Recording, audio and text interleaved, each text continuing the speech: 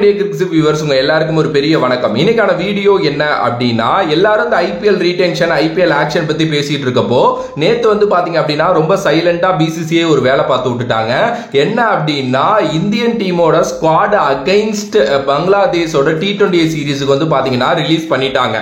S, இது வந்து release ஆகும் அப்படின்னு நம்ம எக்ஸ்பெக்ட் பண்ணோம். ஆனா ரெண்டையுமே ஒரே நேரத்தில் ரிலீஸ் பண்ணி கன்ஃபியூஸ் பண்ணிட்டானுங்க அப்படின்னு தான் நான் சொல்லுவேன். எஸ், நிறைய பேருக்கு இந்த ஸ்குவாட் வந்ததே ஆக்சுவலா தெரியல அப்படிங்கிறது உண்மையான ஒரு விஷயம் தான். எஸ், நம்ம வந்து இப்ப அதை பத்தி தான் பேச போறோம். Bangladesh tour of India. Yes, இப்ப டெஸ்ட் நடந்துகிட்டு இருக்கு. முதல் டெஸ்ட் வந்து பாத்தீங்க அப்படின்னா இந்தியா வின் பண்ணாங்க சென்னையில.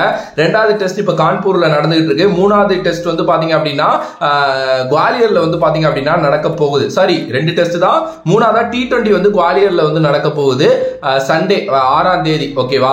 சோ கிட்டத்தட்ட வந்து பாத்தீங்க அப்படின்னா 3 T20 வந்து விளையாடுறாங்க. ரெண்டாவது T20 வந்து பாத்தீங்க அப்படின்னா டெல்லியில நடக்குது. மூணாவது T20 ஹைதராபாத்ல நடக்குது. சோ இந்த T20க்கான இந்தியன் டீம் ஸ்குவாட் தான் ரிலீஸ் செய்யப்பட்டிருக்கு.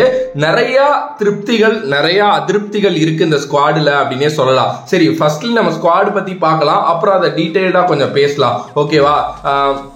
சூரியகுமார் யாதவ் கேப்டன், அது நம்ம எல்லாருக்குமே தெரியும். அவர் தான் லீட் பண்ண போறாரு. அபிஷேக் சர்மா மறுபடியும் T20ல உள்ள வந்திருக்காரு.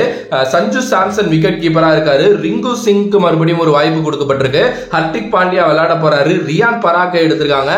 நிதிஷ்குமார் ரெட்டி, எஸ், அவர் வந்து பாத்தீங்க அப்படின்னா இதுக்கு முன்னாடி அந்த ஜிம்பாப்வே சீரீஸ்ல அவரோட பேர் வந்துச்சு. ஆனா ஒரு இன்ஜூரி காரணமாக அவரால் போக முடியல. உடனே சிவம் டுபேவை ரீப்ளேஸ் பண்ணாங்க அந்த இடத்துல.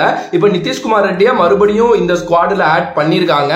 கண்டிப்பா ஒரு கேப் ஆயிருவாருன்னு நினைக்கிறேன் நானு. பாப்போம். சிவம் டுபேக்கு தொடர்ந்து T20ல சான்ஸ் கொடுக்கப்படுது. ஏன்னா நல்லா விளையாடுறாரு T20, அதனாலதான், வேற எந்த இதுவும் இல்ல.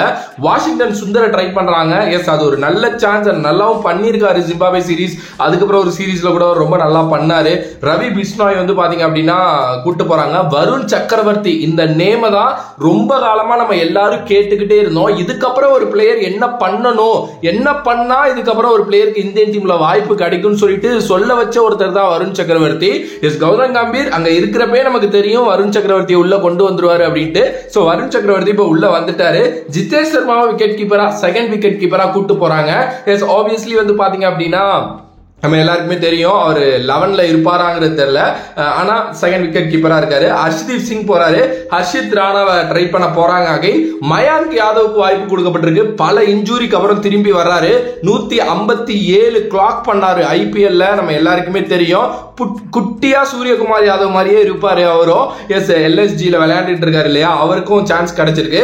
ஒரு சூப்பரான ஒரு ஸ்குவாட் அப்படின்னே சொல்லலாம். எஸ், இதுல நிறைய நல்ல விஷயங்கள் வந்து ஒரு ரியான் பராக்க பாக்குறது, நிதிஷ்குமார் ரெட்டி, அதுக்கப்புறம் வந்து பாத்தீங்க அப்படின்னா வருண் சக்கரவர்த்தியை பாக்குறது, மயாங்க் யாதவ் மாதிரி டேலண்ட் உள்ள கொண்டு வர்றது, இதெல்லாம் வந்து ஒரு நல்ல விஷயம் அப்படின்னே சொல்லலாம். அதே நேரத்தில் வந்து ஒரு சில விஷயங்கள் குழப்பமாவும் இருக்கு. ஏன்னா நீங்க ஓபனரா அங்க பாத்தீங்கன்னா அபிஷேக் சர்மா மட்டும்தான் இருக்காரு. சோ சஞ்சு சாம்சன் ஓபன் பண்ண போறாரு அப்படின்னு நினைக்கிறேன். எஸ், அப்ப வந்து ஒரு சுக்மன் கில்லுக்கும் வாய்ப்பு இல்ல, அதே நேரத்தில் ஜெய்ஸ்வாலுக்கும் வாய்ப்பு இல்ல. காரணம் அவங்க டெஸ்ட் சீரிஸ் இப்பதான் விளையாண்டுருக்காங்கிறதுனால அவங்களுக்கு ஒரு குட்டி பிரேக் கொடுக்கணும் அப்படிங்கிறதுக்காக தான் வந்து பாத்தீங்க அப்படின்னா இந்த சீரீஸ்ல அவங்க இல்ல. மற்றபடி வேற எந்த காரணமும் இல்ல. அதே மாதிரி ரிஷப் பண்டும் இல்லாததுக்கான காரணம் வந்து அதுதான். ஓகே, அதே நேரத்தில் பும்ரா மாதிரி பிளேயர்கள்லாம் கண்டிப்பா ரெஸ்ட் கொடுக்கணும். பிகாஸ் அடுத்தடுத்து டெஸ்ட் முக்கியமான சீரீஸ்லாம் இருக்கு.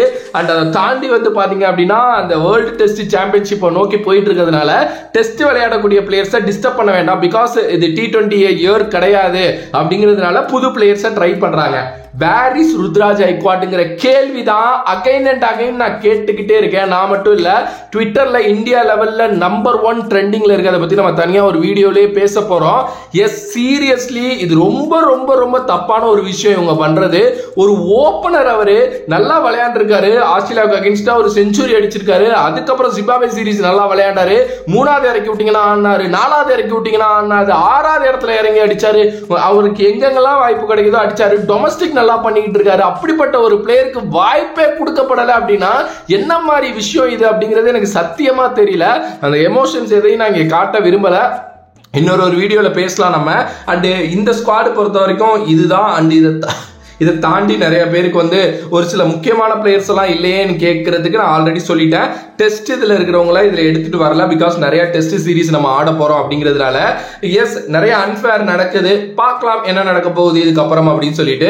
உங்களோட கருத்து இந்த ஸ்குவாட் பத்தி என்ன? நீங்க 100% சாட்டிஸ்ஃபைடா இருக்கீங்களா? இதுல இருந்து ஒரு 11 எடுத்தா எப்படி அந்த 11 இருக்கும் அப்படிங்கறதையும் மறக்காம கமெண்ட் பாக்ஸ்ல கமெண்ட் பண்ணுங்க. எஸ், வேற ஒரு வீடியோல வேற ஒரு கான்செப்ட்ல உங்களை சந்திக்கும் வரை உங்களிடமிருந்து விடைபெறுவது this is VJ Mani. Love you all, stay safe மக்களே.